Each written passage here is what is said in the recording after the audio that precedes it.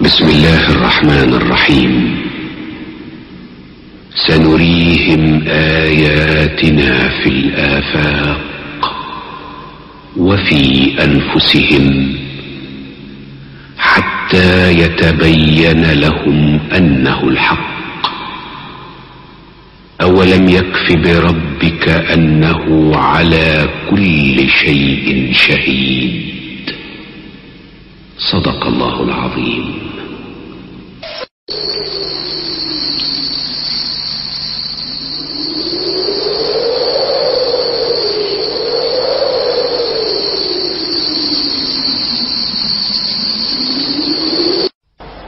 Therefore, I think this is the time to say, La ilaha illallah.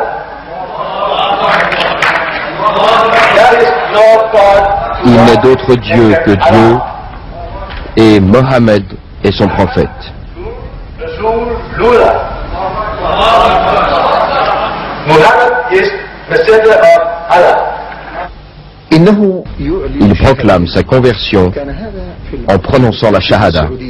C'était lors du 8e congrès médical saoudien à Riyad.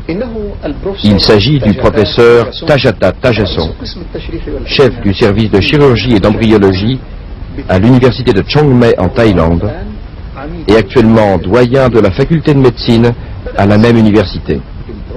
Le contact avec le professeur Tajata Tajason remonte à l'époque où on l'a entretenu sur un certain nombre de versets et de hadiths du prophète relatifs à son domaine de spécialisation. Il a bien voulu y répondre. Précisons que les livres sacrés du bouddhisme chez eux comportaient des descriptions précises sur les phases de l'embryon.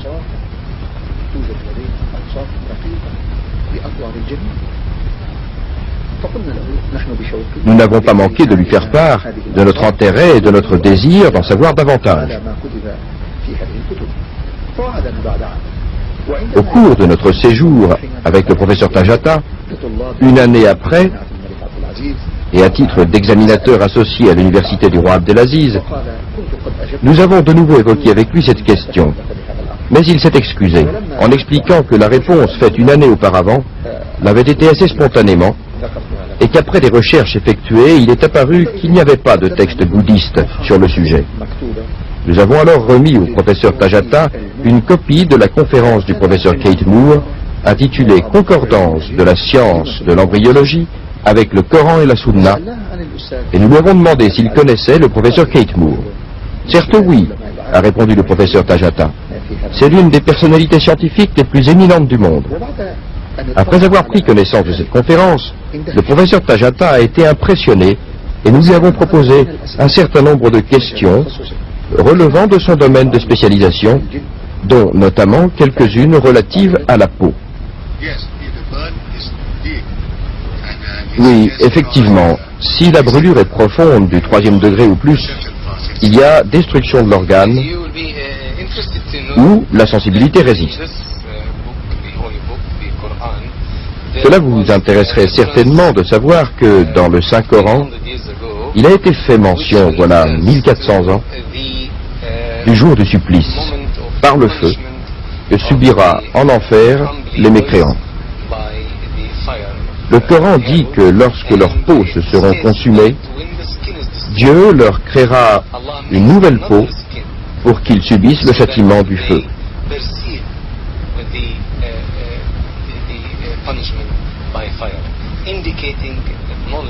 Ceci démontre une connaissance des terminaisons nerveuses de la peau.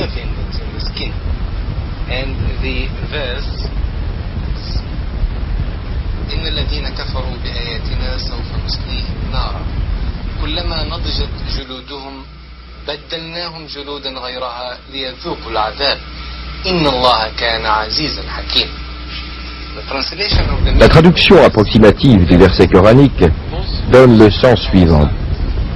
Nous supplicierons bientôt par le feu ceux qui ont rejeté nos signes. Lorsque leur peau consumée se détachera en lambeaux, une autre intacte viendra prendre sa place pour qu'ils subissent enfin leur tourment. Dieu exerce la toute-puissance, il est la sagesse même. Êtes-vous d'accord pour dire qu'il s'agit là d'une notion qui évoque l'importance des terminaisons nerveuses dans la peau en matière de sensibilité il y a 1400 ans?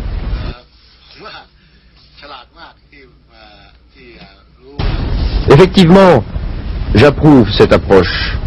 Il s'agit bien d'une connaissance de la sensibilité évoquée il y a très longtemps de cela.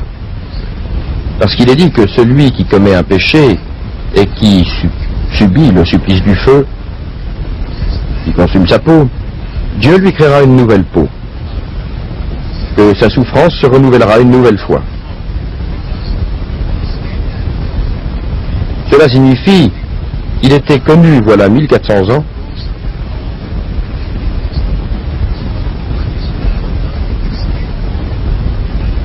que la sensation de la douleur devait résider dans la peau. Et c'est pourquoi il est nécessaire de la créer une nouvelle fois.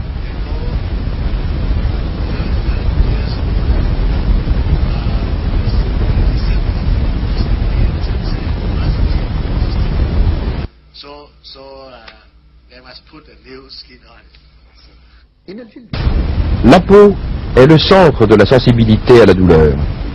Si la peau est brûlée par le feu et consumée, cette sensibilité disparaît. Et c'est pour cette raison que Dieu punit les mécréants le jour du jugement dernier par le renouvellement successif de leur peau. Nous supplicierons bientôt par le feu ceux qui ont rejeté nos signes. Lorsque leur peau consumée se détachera en lambeaux, une autre intacte viendra prendre sa place pour qu'ils subissent enfin leur tourment. Un certain nombre de versets de hadith ont été choisis et proposés au docteur Tajata, auquel on a demandé de nous dire s'il était possible que ces versets soient parvenus à Mohammed d'une source humaine. Il a répondu, cela ne peut être envisagé. D'où les tient-il alors, avons-nous dit? Cela ne peut provenir d'une source humaine, a poursuivi le docteur Tajata. Mais c'est à vous de nous dire d'où Mohammed a puisé toute sa science.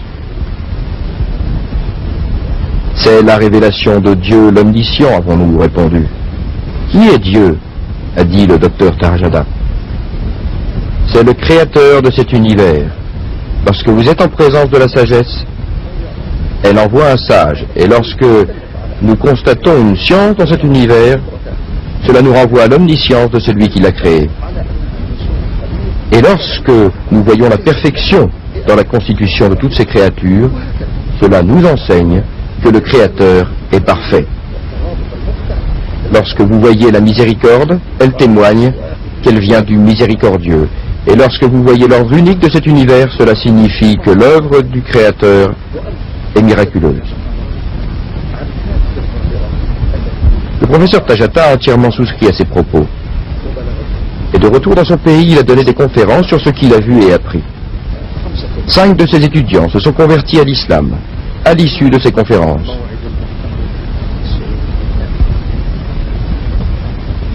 À l'occasion du 8e congrès médical saoudien, auquel il a été invité, le professeur Tajasson a suivi avec attention, durant 4 jours, et dans la grande salle réservée au thème du miracle médical dans le Coran et la Sunna, les interventions de bon nombre de professeurs musulmans et non musulmans qui ont abordé le phénomène du miracle scientifique dans le Coran et la Sunna. À l'issue de ces séances, le docteur a pris la parole. Au cours de ces 2-3 dernières années, je me suis intéressé au Coran que le Cheikh Abdelmajid Zerbani a eu l'amabilité de me donner l'an passé. J'ai à mon tour donné au professeur Chainbourg des conférences de Cheikh Zerdani. Il m'avait sollicité pour les lui traduire dans la langue thaïlandaise. Et puis j'ai donné quelques conférences aux musulmans de Thaïlande. Au monde que j'ai honoré, comme vous pouvez le constater dans le film, j'ai présenté mes études et je suis convaincu que tout ce qui a été dit dans le Coran il y a 1400 ans ne peut être qu'exact et peut être prouvé par les moyens scientifiques. Car le prophète, paix et bénédiction sur lui, ne savait ni lire ni écrire. Il est donc évident que nous sommes en présence d'un messager venu avec cette vérité. Il lui a été communiqué par une révélation du Créateur. Savant de toutes choses,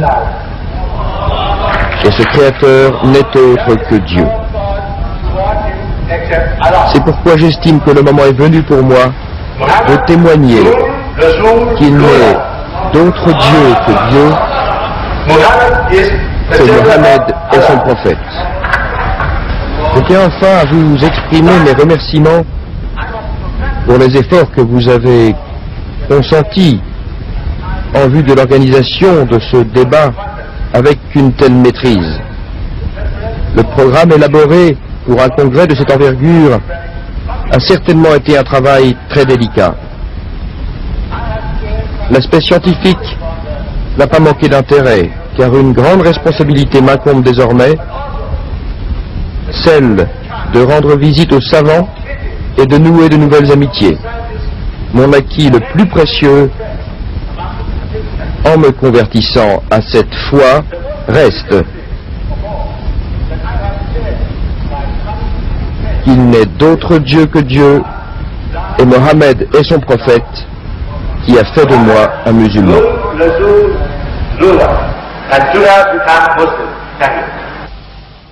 وصدق الله القائل وقل الحمد لله سيريكم آياته فتعرفونها. بسم الله الرحمن الرحيم. ويرى الذين أوتوا العلم الذي أنزل إليك من ربك هو الحق ويهدي إلى صراط العزيز الحميد. صدق الله العظيم.